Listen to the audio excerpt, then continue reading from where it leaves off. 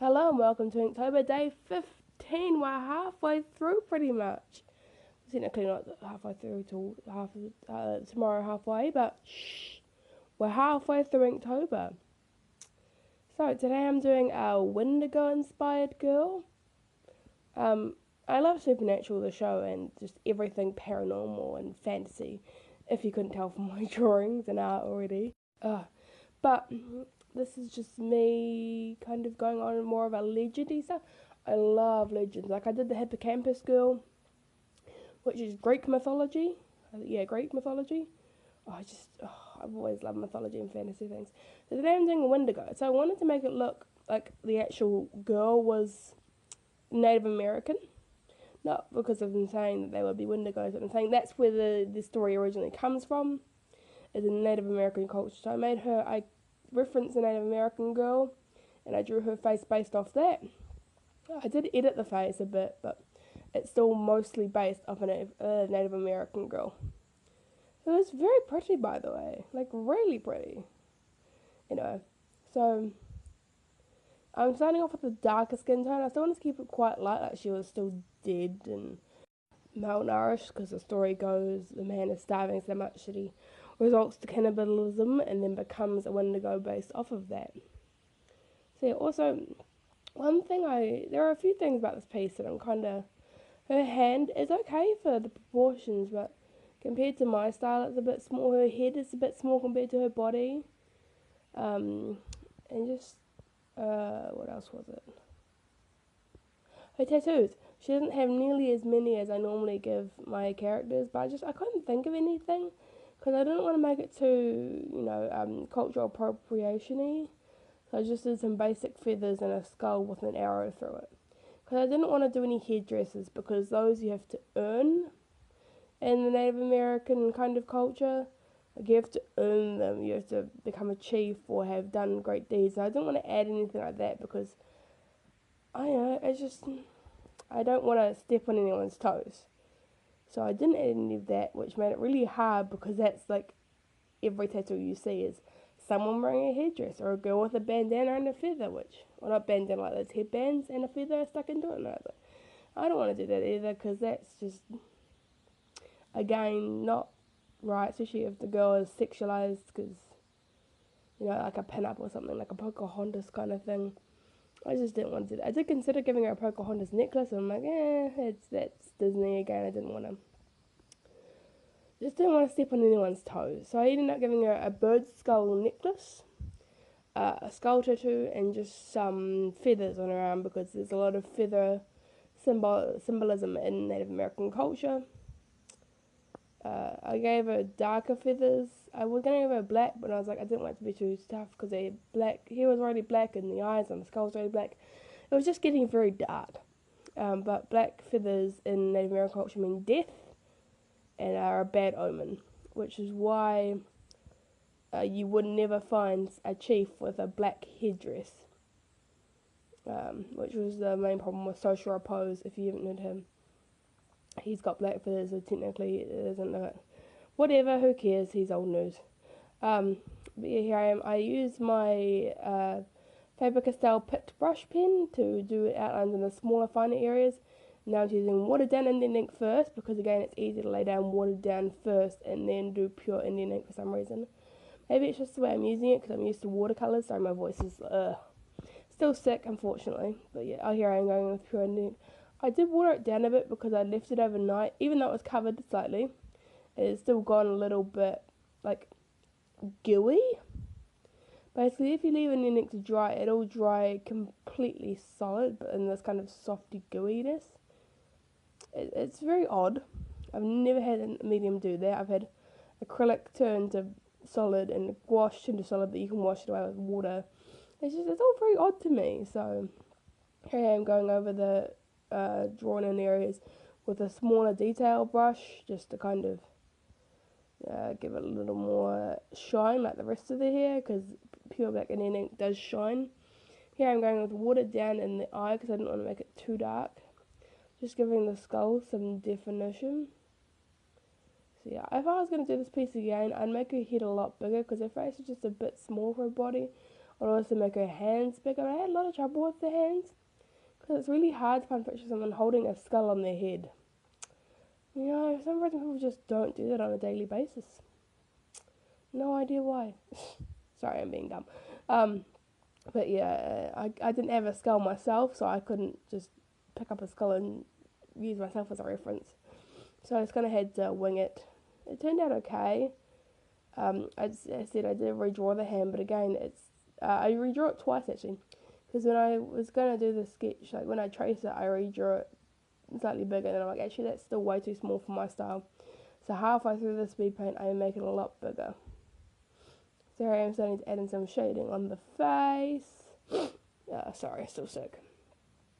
And I did give her fangs, which was kind of a last minute. I didn't want to look too vampire, so I gave her 2 canines and then 3 pointed incisors. Even though there should be 4 there wasn't a lot of room, and I wanted to make the other fangs quite big, so I just gave her 3. Here I am adding in the little bird skull, darkening up so it isn't pure black, but it's still quite dark. As you can see, I'm using my silver gel pen. I'm trying to keep that little jar of my stuff on camera, just so you guys can see what I'm doing. I'm not off camera for a few seconds doing something weird. Although, knowing me, everything I do is weird. Here I'm adding in the stretcher. Not that that's really Native American, I just like the way they look. That was a creative liberty on my part, and I took it. There's nothing wrong with doing that, because I don't think they did it. I can't remember. I'm pretty sure it's more of an African thing that has been developed into modern culture, and I really love the way it looks. I've got my ears stretched, but not as big as I want them to. They're only at 1 centimetre at the moment. I want them to get to 16 millimetres. But here I am painting in the trees behind her, using a little bit of aerial perspective, because I wanted it to look like the smaller trees are further back. Also, I tried to dab off a bit of colour, and like I left the stripes that were in the toilet paper already. I'm like, oh, that looks really cool, but that's not what I'm going for. So I filled in the teeth, and I realised you can't see. Oh, there we go. So I filled in the little thing black, but I apparently didn't fill in it because I'm dumb. So yeah, I filled in the teeth and then went over it with a bit of darker, and then went back over the teeth. So I gave her quite thick eyelashes and eyes because her hair's very dark. So I figured her eyelashes would be very dark and thick and black. Because I've got dark hair and my eyelashes are quite dark and thick, so I, you know, just general stuff like that I used. Sorry. So I'm using pencil to just kind of outline everything very softly, because again, I'm not a big fan of harsh outlines. I can't really see what I'm doing, but I'm just outlining the bone, like the rib cage that are covering her boobs. Because boobs are bad. Boobs are great. Anyway, here I am adding in the trees. They started looking one tone, which I'm not liking, but I kind of rushed the mixing in this palette, so the tones aren't completely in order properly. Like some of them are very, very similar, but I got tired of remixing the same 10 tones the same way every single time. It just got very exhausting. So here I'm adding in the red paint. On her face, I have to go around the white stripe that I put over her face, so it's a little bit bigger of an area that I covered than I normally would, but I still wanted to make her face look quite pink. Here I'm adding more definition to the skull, because I realised it's kind of losing its shading because of how dark she was and her hair was. Well, mostly her hair, because it's sitting on her hair. But yeah. I kind of struggle to draw a Native American girl's face, to be honest, because their noses are kind of, they're not pointed down, but they're not as, like, flicked as, like, my nose is very flicked, like, it's very curved from the bridge to the tip, whereas their nose is kind of almost curved the other way, which is not something I'm used to drawing, so that was a really good learning experience for me.